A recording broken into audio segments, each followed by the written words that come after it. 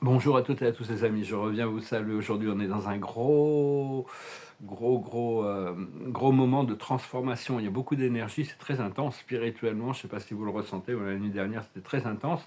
Et on reçoit les informations petit à petit, on a des indices. On ne peut pas voir clairement tout ce qui arrive, hein. C'est vraiment la vie se révèle et nous, on se réveille progressivement. Et donc, je vous remercie de penser à vous abonner. Je vous remercie pour vos likes, vos partages, vos commentaires et vos souscriptions et vos likes, ainsi que pour vos donations. Je vous remercie infiniment. Et si vous voulez une consultation privée, vous pouvez m'envoyer un email, je vous donnerai mon téléphone. On est vraiment, c'est comprendre que bon, dans cette dimension, toutes les énergies doivent s'équilibrer. Et la source, le Créateur, Dieu, vu que tout est quand même entre le seul pouvoir, c'est le pouvoir de Dieu, il permet toutes sortes d'énergies qui sont en déséquilibre pour aller jusqu'au bout de leur programme. Et à la fin, la justice, l'équilibre et la clarté est restaurée. Enfin, il faut aller jusqu'à la fin du programme. On attend, parce que bon, il sait qu'on apprend tous à travers notre propre création, et tout ce que l'on vit est notre création. Parce que pendant l'âge sombre, ces résolutions, elles n'arrivaient pas, hein. Elles arrivaient entre les vies, elles arrivaient, le temps était étiré. Alors que maintenant, les résolutions arrivent de plus en plus vite. C'est vraiment comprendre que l'espoir et la foi sont vraiment des accélérateurs. Et c'est combien de continuer à demander, prier et prier le Créateur, prier la source, prier Dieu pour la justice, la vérité et la résolution des problèmes pour qu'on puisse rentrer sur une terre paradisiaque où tout le monde pourra se sentir libre et heureux.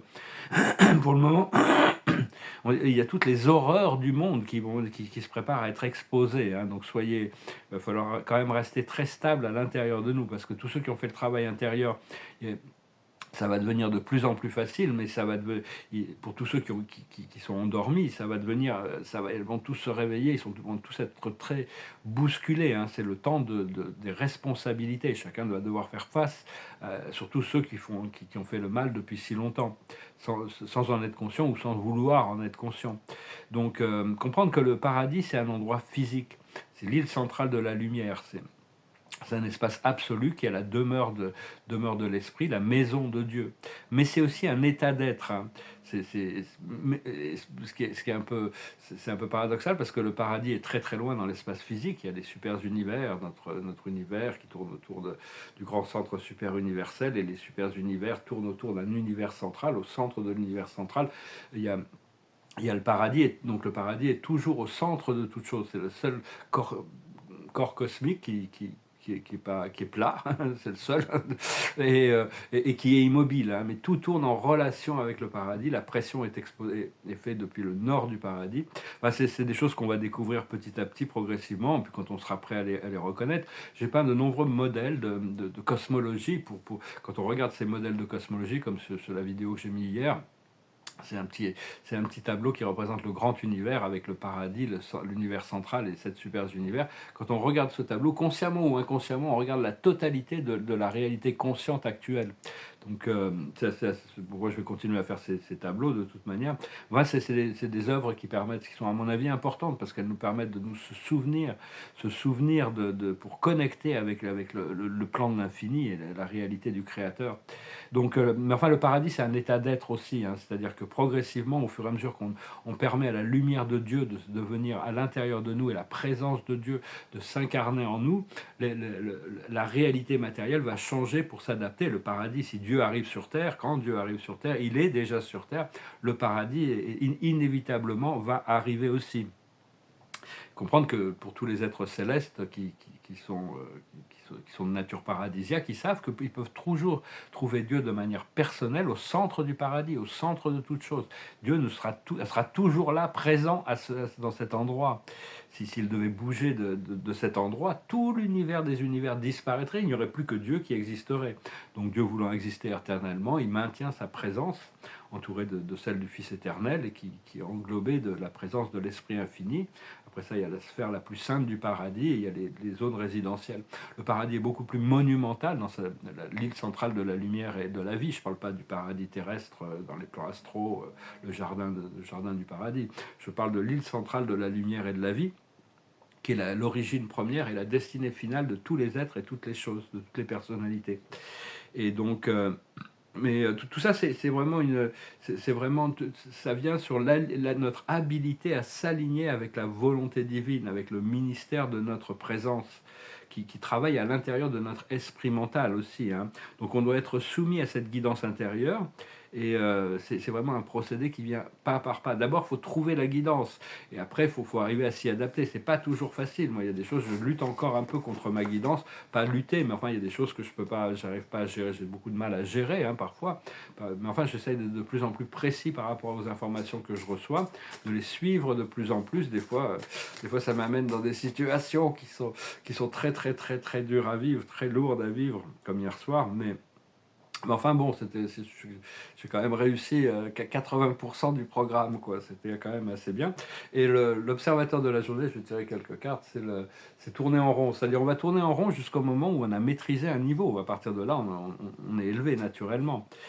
La sagesse, c'est d'être le penseur, d'avoir une logistique, de penser, d'avoir des plans, d'être une stratégie, hein. Mais c'est très important de se préparer pour tout ce qu'on a pu demander et tout ce que Dieu nous prépare par rapport à notre intuition, ce qui nous est reçu.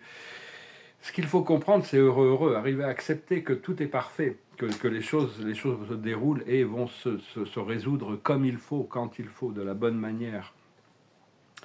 Ce qu'il faut faire, c'est la co-création, continuer à être co-créateur avec le monde spirituel et avec tous les autres que l'on rencontre aussi. Donc on crée des réalités communes, hein, au fur et à mesure. Et l'aboutissant, ça va être des connaissances profondes, des nouvelles connaissances plus profondes, hein, qui arrivent. Et, mais parce qu'on sait que de toute manière, l'ascension, elle est, pour tous ceux qui l'ont choisi, il y en a d'autres qui vont partir continuer leur réalité sur une autre planète après cette vie, mais elle est inévitable. Cela dit, elle vient rapidement ou lentement, ça dépend de nous. Et, mais on essaie, on cherche quand même à ce que ça soit, qu'on puisse, que ça soit, qu'il y ait du plaisir dans cette expérience, hein. Et parce qu'on est en train d'intégrer des nouveaux sens, on est en train d'intégrer des facettes de notre nature multidimensionnelle, de notre être multidimensionnel.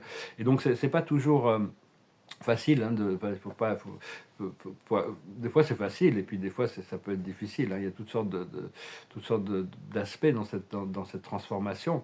Mais enfin, comprendre que la présence de Dieu dissout toutes les illusions. On doit devenir maître de nos illusions, maître de notre réalité consciente qu'on crée avec notre esprit mental reste une illusion qui est relative au temps dans lequel on vit, qui n'est pas une réalité éternelle et stable. Mais bon, petit à petit, on connecte avec cette réalité paradisiaque de la cinquième dimension. C'est un état d'être, hein. C'est le,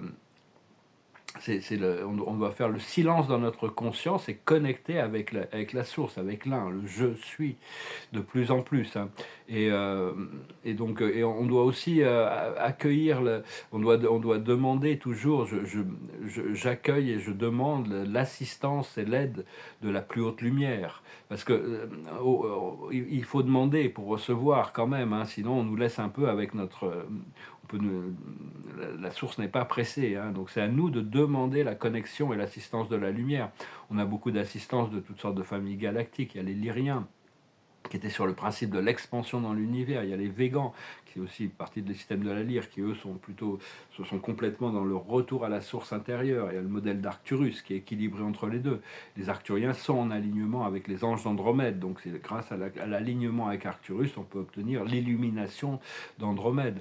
Il y a les Syriens, il y a les Pléiadiens, puis il y a des êtres d'Agartha aussi. C'est important de temps en temps les saluer en bas, dans la terre intérieure. Mais des fois, on peut dire, mais comment qui choisir ou quoi que ce soit. On choisit et puis on en choisit un et on voit ce qui se passe. Ou choisir un archange, il faut suivre notre intuition. Mais enfin, on a de plus en plus d'antennes dans de nombreuses dimensions qui ne sont pas toujours activées toutes d'un coup, mais de temps en temps, elles se rallument, ça se réclaire quand on a besoin. On doit petit à petit, on devient conscient dans différentes dimensions et on continue, cette connexion, elle continue de grandir, hein, au fur et à mesure que le temps se passe. Et on a créé des implants spirituels qui nous permettent de connecter directement avec ces dimensions, qui nous permet de dépasser tous les champs astraux, avoir aucune interférence dans nos lignes de communication avec ces plans supérieurs. Donc petit à petit, on devient de plus en plus confiant et conscient. Et donc, il faut comprendre que le naissé, c'est-à-dire que quand vous... Les odeurs sont très importantes pour nous guider quand on est en connexion sur les plans de l'âme. S'il y a une très bonne odeur, les phéromones et tout ça, c'est que bon, c'est quelque chose qui est voulu. S'il y a une très mauvaise odeur, ça veut dire qu'il y a des énergies sombres, hein. Donc généralement, par contre, il faut comprendre que l'humanité est en train de se sortir de l'impur. Il n'y a pas de bien ou de mal, mais il y a l'impur et il y a le pur. Et donc, au départ, il y a l'ignorance et la lucidité. Au départ, on doit sortir de l'impur, sortir de l'ignorance pour atteindre la lucidité et le pur, le nirvana d'existence. Mais une fois qu'on a atteint cette conscience, ce niveau de conscience, au plus on retourne dans l'impur avec notre lucidité, au plus on devient pur. Il y avait des êtres comme le Bouddha ou la déesse Inanna qui, qui, euh, qui avait assumé cette responsabilité de repartir dans l'impur avec la lumière. Et ça ne veut pas dire qu'on fait de mal à personne, mais on doit subir l'impur. Et donc, comprendre que bon, on a tous aussi une version, donc c'est vraiment l'équilibre entre les choses, mais on doit d'abord atteindre la lumière avant de pouvoir. Je sais que Dieu m'envoie dans des sphères qui sont extrêmement lourdes, extrêmement difficiles à vivre. Bon, il y a pas de, je suis là en assistance, mais des fois je me dis voilà. Mais bon, je comprends que bon, c'est pour devenir plus proche de la vérité qui contient le pur et l'impur, hein, pour que notre lumière brille. Une fois qu'on a atteint la conscience immortelle, éternelle de, du pur, du nirvana, on a renoncé à l'impur, on a renoncé à l'ignorance. Mais bon, la vérité, c'est l'ignorance et la lucidité dans l'univers. Et donc, Dieu nous renvoie dans cette ignorance pour réintégrer l'ignorance à travers la vision, à travers les yeux de l'amour et de la compassion et de la force et de la lucidité. Donc, tout ça, ça nous renforce, hein, quand même, il faut comprendre. Et on a tous une vision unique, une version, une vision unique de ce que le paradis terrestre est. Donc c'est important de cultiver la vôtre. Qu'est-ce que votre vision, votre vie idéale, hein. Comprendre que tout est amour et éternellement un. C'est pas facile à accepter, hein, quand on doit subir des choses ou on doit passer à travers des choses qui sont pas de la plus haute intégrité ou qui sont pas. Mais enfin bon, faut accepter le libre arbitre de chacun. Et toujours revenir sur notre souveraineté, hein, reconnecter à la source qui est à l'intérieur de nous. Voilà les amis, je venais vous saluer aujourd'hui. Je n'avais pas trop pensé de chanson, donc je vais tirer quelques oracles pour finir. On va voir ce que Ganesh veut nous dire. C'est le mouvement énergétique, hein. Il y a tout un mouvement énergétique qui est en train de se passer ce week-end. Il faut se reposer, pour intégrer. La sagesse, c'est être candide, c'est-à-dire s'exprimer librement.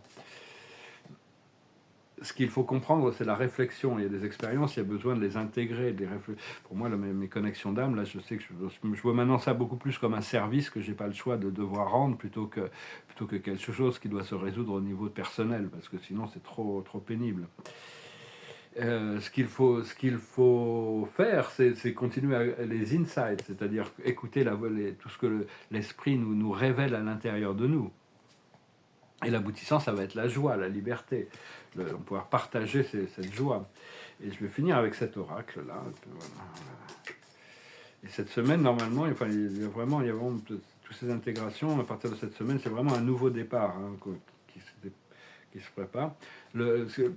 L'observateur, c'est embrasser. Il faut embrasser les choses, hein. Même si ça nous fait sortir de notre zone de confort. Là, hier soir, ils m'ont fait vraiment sortir de ma zone de confort. Finalement, je suis revenu dans ma zone de confort au bout de 20 minutes parce que c'était trop pénible.